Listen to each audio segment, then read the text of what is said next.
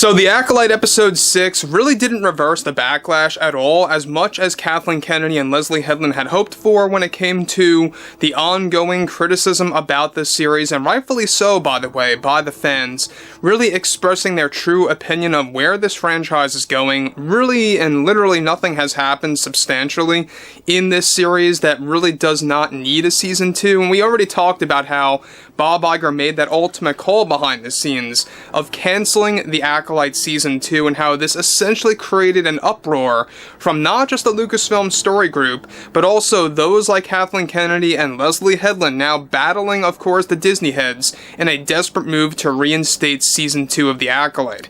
However, when it all comes down to Amandla Stenberg, who plays Osha and May in this series, this is where things begin to get quite ugly. This is Mike Zero. Subscribe if you're new, and like this video to see future updates. You can also follow me at Mike01. I thank you also very much for the great and kind support. So, as I said previously, episode 6 of The Acolyte really did some very weird things in this one particular installment. Is that we all saw what they did with Chimera, aka the Stranger, or the so-called Sith, in this episode. Leslye Headland commented on that, about really, doing that scene where he goes into the water and comes out, strips down, and essentially, of course, goes skinny dipping.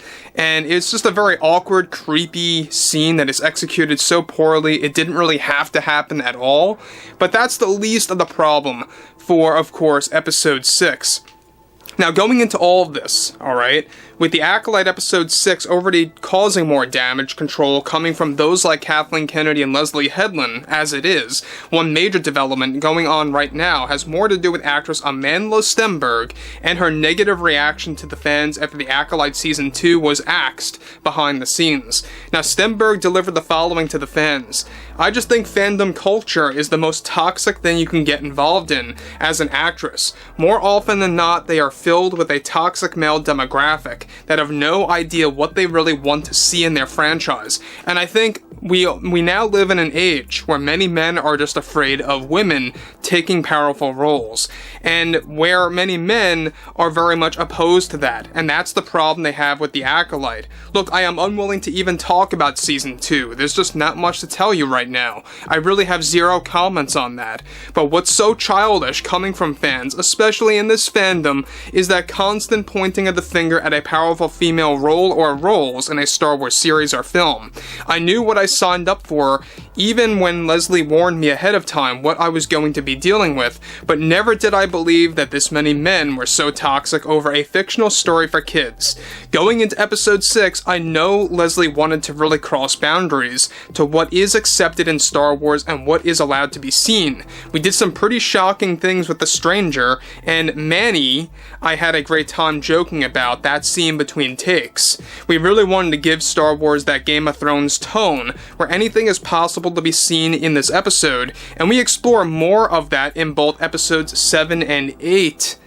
Guys, let me just say one thing before I move on about what Amandla is going off about here. So she is again expressing her anger toward the fans, all because of what's been going on behind the scenes with Season 2. As she says right there, no comment, doesn't want to talk about Season 2, there's nothing much to tell you right now, and that really does allude to exactly what we've been talking about when it comes to Bob Iger's ultimate call. Now, look, we know one thing about this, is that Amandla Stenberg's Osha and May, as far as I'm concerned, very wooden characters. Very wooden acting. I think they are really just the least, favorite part of the Acolyte. Nobody really likes these characters per se. I think that the best thing coming out of the Acolyte, and I've said this many times, is indeed Manny Jacinto. I believe that's how you pronounce his name, correct me if I'm wrong. But I think he's got the best acting in the series. That's not me defending the show at all costs. It's just, he is carrying the weight of this colossal failure over at Lucasfilm. Moving on. She continues. And again, about Season 2, I really can't say much. Possibilities are essentially unlimited in all of this because we are like, what, 100 years before the first Star Wars movie? So yeah, I mean, fans need to get a grip and come to terms with the reality. If you have to critique women in Star Wars, then you really aren't a loyal fan at all. This is most certainly a series for women, by women, as Leslie would like to say, and I stand with her to the end on that outlook for Star Wars. So guys, again, this is basically her repeating what Leslie said last week about, this is a show for women, by women. Alright, now when you focus on that ideology, and when you focus on that agenda, quote-unquote, it doesn't work with a brand that has been so obviously built for men. Alright, now look, we know that there is some level of women that love Star Wars, that enjoy Star Wars, but let's be real, they're not the majority, they're not the largest part of the fan base. It really was always a male-driven demographic for Star Wars. And that's exactly why George Lucas always said, you know, at the end of the day, this is a story for a lot of boys growing up with their fathers and stuff like that. But there are elements that women can enjoy, so it is for women as well. But let's just be clear, the majority are men, and it's really like a Marvel's scenario where they tried to make a superhero film catered to women.